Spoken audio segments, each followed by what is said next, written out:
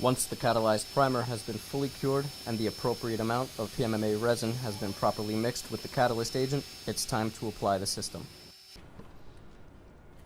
It is important to spread the resin evenly on the prepared substrate using an approved roller.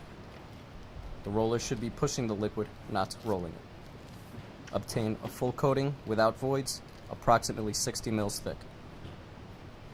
Immediately roll PMMA scrim into this layer while it is still wet. Embed the scrim into the resin using a semi-dry roller and light pressure. Be sure to fully saturate the scrim.